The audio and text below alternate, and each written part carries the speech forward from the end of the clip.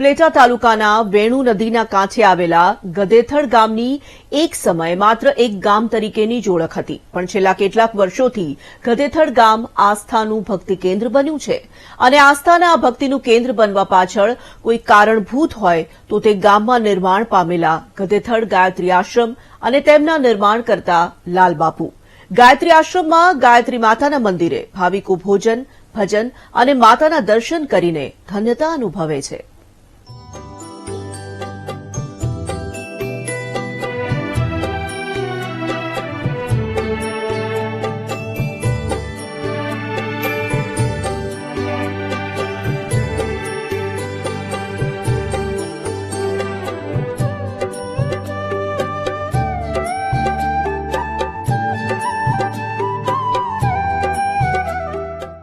લાલબાપુએ 1998 થી વેણુ નદી ડેમના કાંઠે ગધેથડ ગામમાં ગાયત્રી મંદિરનું નિર્માણ કાર્ય શરૂ કરાવ્યું હતું અને વર્ષ 2014માં ભવ્ય મંદિરનું કામ પૂર્ણ થયું.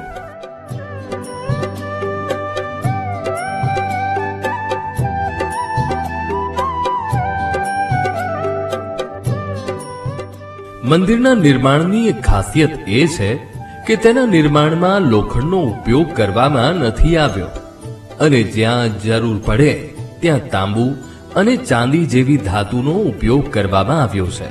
મંદિર નિર્માણ વિધિ વિધાનથી શુભ મુહૂર્તો દ્વારા કરવામાં આવી હતી.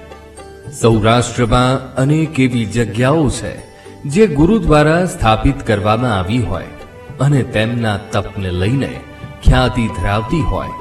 ગધેથડ ગાયત્રી આશ્રમ પણ એમાંનું એક છે.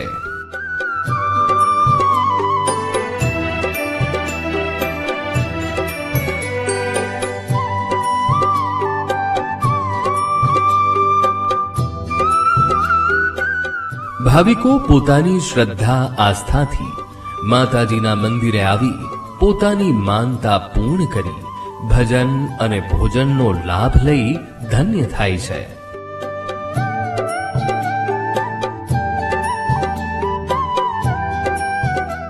ખૂબ ભાવિક ભક્તો દૂર દૂરથી પણ અહીંયા માતાજીની માનતાઓ કરવા પણ આવે છે. કોઈ ચાલીને પણ આવે છે પેદલ, અને ઘણા બધા આવીને અહીંયા રાજી થાય છે અને ભોજન કરે છે. એ અમને અતિ આનંદ છે. અમારો બસ જે ધર્મ, હિન્દુ ધર્મ, સનાતન ધર્મની જે પ્રણાલિકા આદિ અનાદિથી જે ચાલી આવે છે એ પ્રણાલિકા મુજબ અમે ચાલી રહ્યા છીએ. ઉપલેટાથી 15 કિલોમીટરના અંતરે વેણુ ડેમના કાંઠે વસેલું ગધેથડ ગામ સામાન્ય રીતે કોઈ મહત્વના કાર્ય માટે નહીં, પણ ગાયત્રી આશ્રમનું નિર્માણ કાર્ય કરનાર સંત એવા પરમ પૂજ્ય લાલબાપુને લઈને છેલ્લા 2 દાયકાથી ખૂબ જ પ્રખ્યાત થયું છે.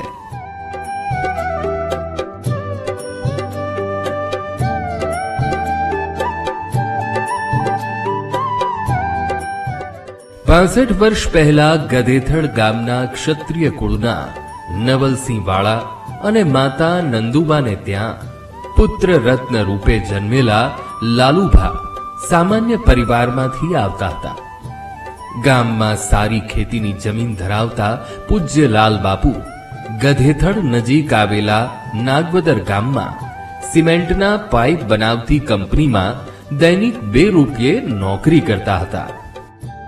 નાનપણથી જ ભક્તિમાં ડૂબેલા પૂજ્ય લાલબાપુ દૈનિક 2 રૂપિયાની કમાણીમાંથી અડધો ભાગ માતાને તેમજ બાકી રહેલો અડધો ભાગ પોતાની પૂજા માટે જરૂરી સામાન ખરીદવાના ખર્ચમાં વાપરતા હતા.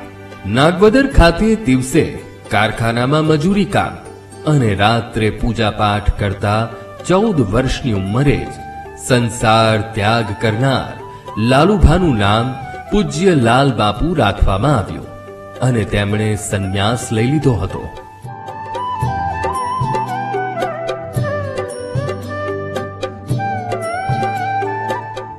ઢાંક ગામના પ્રખર વિદ્વાન શ્રી મગનલાલ જટાશંકર જોશીએ લાલબાપુને ગાયત્રી માતાની સાધના કરવાનું માર્ગદર્શન આપ્યું અને તે દિવસથી આજ સુધી પૂજ્ય લાલબાપુ ગાયત્રી ઉપાસક તરીકે સૌરાષ્ટ્ર સહિત દેશ વિદેશમાં ખૂબ જ નામના મેળવી ચૂક્યા છે.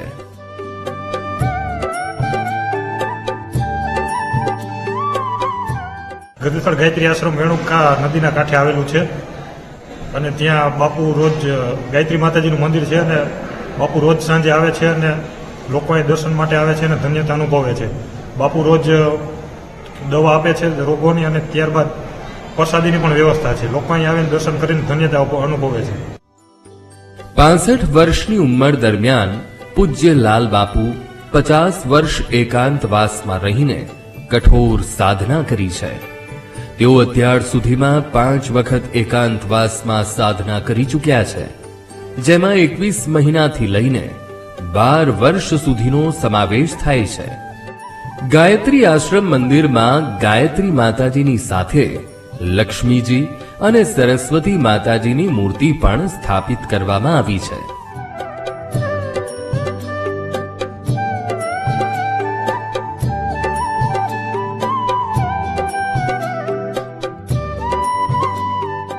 આશ્રમમાં સાધના કુટીર સામે આવેલો વિશાળ વડલો વર્ષો પહેલા લાલ બાપુએ જ રોપ્યો હતો, જેની વડવાઈઓ ભક્તોને પરિક્રમામાં ક્યારેય નડતી નથી.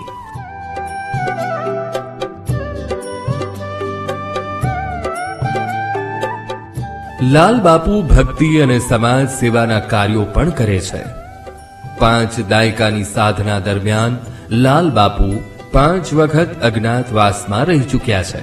વર્ષ 1992માં 3 વર્ષ, 1998માં 12 વર્ષ, 2014માં પોણા 2 વર્ષ અજ્ઞાતવાસમાં સાધના કરી ચૂક્યા છે.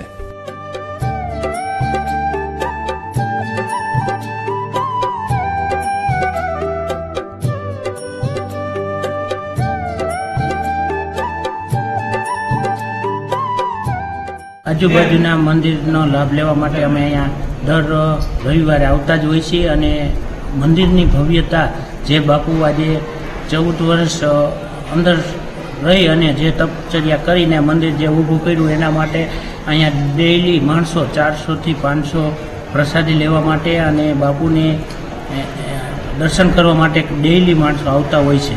અને સાથે સાથે બાપુ 24 કલાકની અંદર 16 કલાક અનુષ્ઠાન કરતા અને સાથે સાથે 3 જ કલાક બહાર આવી અને દરેક દર્દીઓને દવા અને દુવા બે સાથે આપી અને કાયમી બાપુ માનવ સેવા કરતા રહેલા છે. આજે પણ 21 કલાક એકાંતવાસમાં આધ્યાત્મિક જ્યોત જગાવનાર પૂજ્ય લાલ બાપુ રાત્રે 8 વાગે 3 જ કલાક બહાર આવી લોકોને દર્શન આપે છે. દર્શને આવનાર ભક્તો અને દર્દીઓને રોજ આયુર્વેદિક દવાઓ લખી આપે છે, જેમાં કેન્સર, HIV જેવા અનેક અસાધ્ય રોગના દર્દીઓનો સમાવેશ થાય છે. પૂજ્ય લાલ બાપુના મતે દર્દીઓમાં સાજા થવાનું મુખ્ય કારણ દેશી ઔષધિઓની સાથે માતાજી પ્રત્યેની શ્રદ્ધા છે, જેનાથી ખૂબ સારું પરિણામ લાવી શકાય છે. પશુઓમાં આવેલા લંપી વાયરસને લઈને ચિંતિત પશુપાલકોને તેમણે દેશી ઉપચારનો ઉપાય બતાવ્યો હતો, જેનું ખૂબ સારું પરિણામ મળ્યું હતું. ભાવિકોની મનોકામના પૂર્ણ કરતી ગાયત્રી માતામાં અતૂટ શ્રદ્ધા ધરાવતા ભક્તો વારે તહેવારે તો માના દર્શને આવે જ છે, પણ જ્યારે કામકાજમાંથી સમય મળે ત્યારે પણ શાંતિ મેળવવા માતાના મંદિરે આવી જાય છે.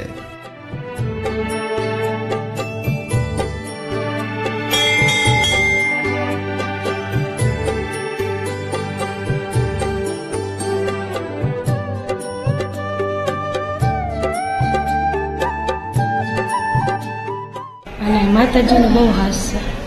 અમે આવીએ જ છીએ દર્શન કરવા મહિને અને પૂનમ હોય ત્યારે, અને અમને એમ થાય કે જવું છે અત્યારે. અમે બહુ હાસ છે, જે માન્યની મનોકામના પૂરી થઈ જ જાય. અહીં માતાજીના દર્શન કરવા આવો છો તો તમને કેવું લાગે છે? બહુ જ સારું લાગે છે, મજા આવે છે. એમ થાય કે અહીં બેઠા જ રહીએ, અમે ઘરે જવાનું મન નથી. બહુ હાસ છે માતાજીનો, અને જે માંગીએ એ પૂરું થઈ જ જાય. આપણે એમ નહીં કે નહીં પૂરું કામ કરી દે, અધૂરા કામ નથી રાખતા. વર્ષોથી સાદું જીવન જીવી સાધના કરતા પૂજ્ય લાલબાપુ તેમના આશ્રમે આવતા દર્શનાર્થીઓને પોતાના હાથે રસોઈ બનાવી જમાડે છે અને તેમના શિષ્ય રાજુ ભગત અને દોલુ ભગત આ સેવા કાર્યમાં તેમને સાથ આપે છે.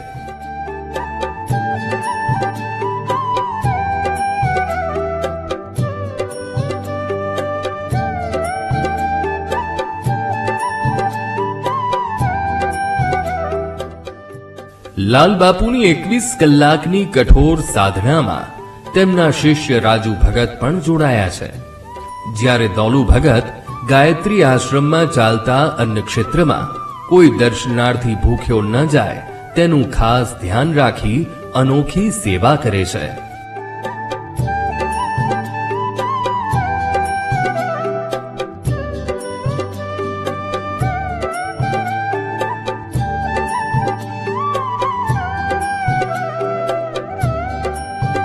પાંચ દાયકાથી વધુ સમયની સાધનાને પગલે આજે પૂજ્ય લાલબાપુ મોટો સેવક ગણ ધરાવે છે. પોતાના જીવનમાં તેમના દર્શન માત્રથી આવેલા સારા પરિણામને પગલે લોકો તેમને ગુરુ માને છે.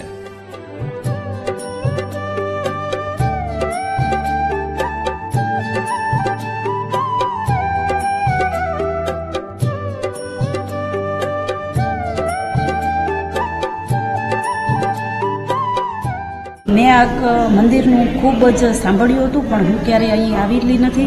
પ્રથમવાર હું અહીંયા દર્શન માટે આવેલી છું અને મને અહીંયા દરવાજેથી આવતા જ ખૂબ જ ધન્યતા અનુભવી છે અને માતાજીના દર્શન કરીને ખૂબ મનને શાંતિ મળેલી છે. અહીંયા સરસ્વતી માતાજી છે, ગાયત્રી માતાજી છે અને લક્ષ્મીજી પણ બિરાજમાન છે, જેથી કરીને બધાને એવી એમ પ્રેરણા મળે કે અહીં બધા દર્શન કરવા માટે આવે અને ખૂબ ધન્યતા અનુભવે.